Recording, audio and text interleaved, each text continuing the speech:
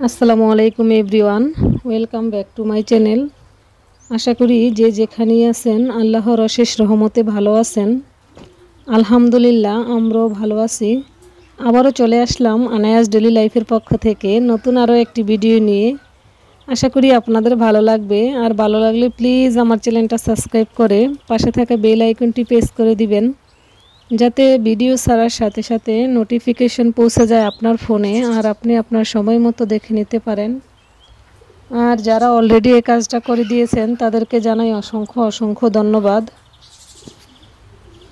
আজকে হচ্ছে আমরা 5 নাম্বার বেচে আর কি কিছু মুরগির বাচ্চা আবার ফোটানোর জন্য বসাবো ডিম।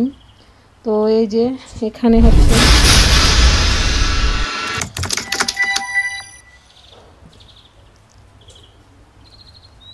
গত বেচে আমাদের একটা বা মানে 20টা ডিম থেকে 2টা মুরগি বসাইছিলাম, আর ওইখান থেকে মাত্র 5টা বাচ্চা বের হয়েছে, আপনাদের দেখাইছি। তো এবারে আবারও হচ্ছে এখন 2টা মুরগি বসাবো।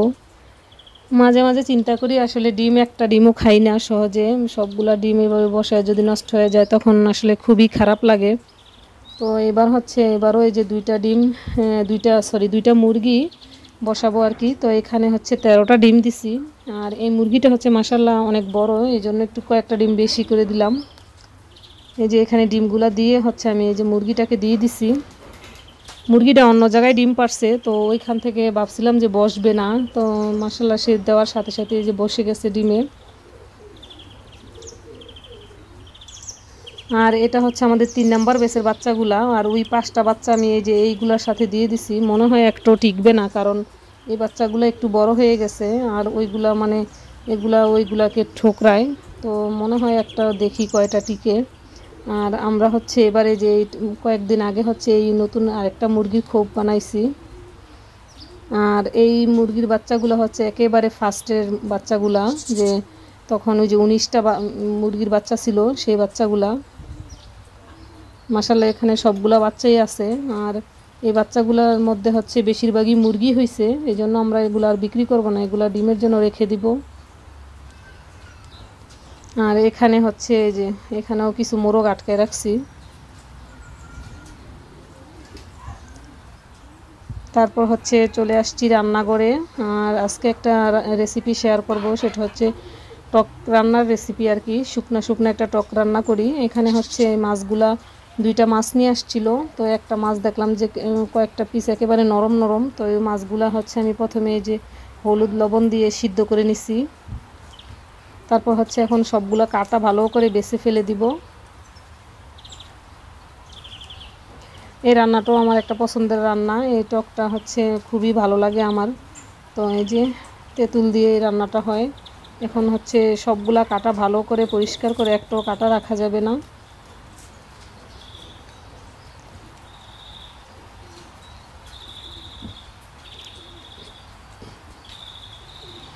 এখানে হচ্ছে তেল আর হচ্ছে পেঁয়াজ দিয়ে ফোড়ন দিছি। তারপর হচ্ছে এখানে যে আদা বাটা, যেহেতু মাছটা একটু বেশি নরম হয়ে গেছে এই জন্য আদা বাটাটা আমি দিয়ে দিলাম। এটা হচ্ছে মানে সব ভালো মাছ দিয়েও করা যায়, একটু মরা মাছ হলে ওর সমস্যা নাই টকটা আর কি।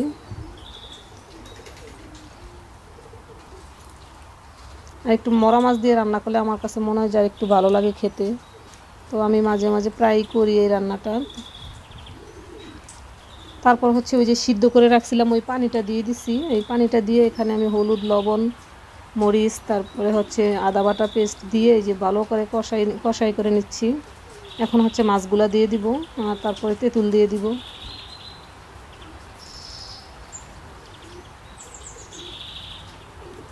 এখন হচ্ছে আমি মশলার সাথে এই যে ভালো করে সমস্ত মাছগুলা মিশিয়ে নিব।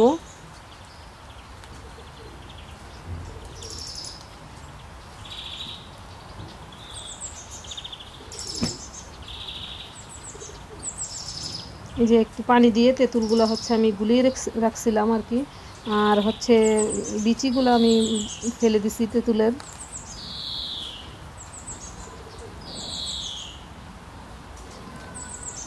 তেঁতুলের বিচিটা হচ্ছে এখানে দিলে হচ্ছে কামড়ে পরে ভালো লাগে না, এই জন্য হচ্ছে বিচিগুলো আমি মানে খুলে খুলে ফেলে দিছি সবগুলাই।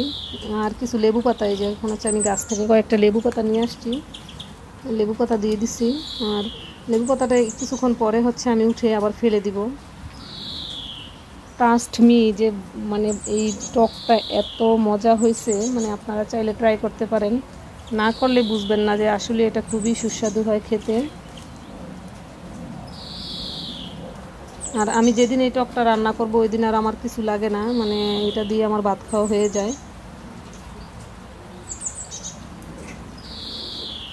আর হচ্ছে রান্না করছিলাম হচ্ছে লাউ তরকারি আর কি, একটা লাউ নিয়ে আসছিলাম, ওটা দিয়ে মাছ দিয়ে রান্না করছি। এই যে এটা আর আমি শেয়ার করব না, এমনিতে একটু দেখাই দিলাম।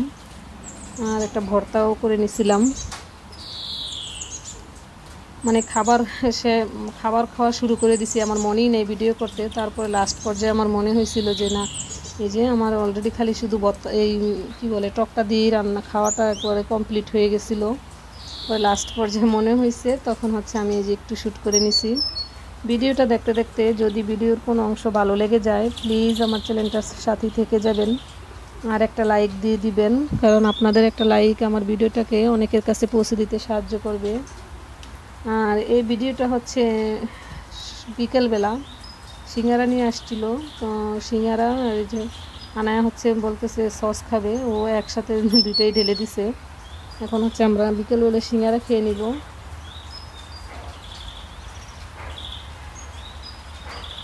আর এটা হচ্ছে রাতের বেলার ফুটেজ, রাতে আবার আইসক্রিম নিয়ে আসছে। তো সকলে ভালো থাকবেন, সুস্থ থাকবেন, আমাদের জন্য দোয়া করবেন। আপনাদের জন্য রইল অসংখ্য অসংখ্য দোয়া এবং ভালোবাসা। আসসালামু আলাইকুম, আল্লাহ হাফেজ।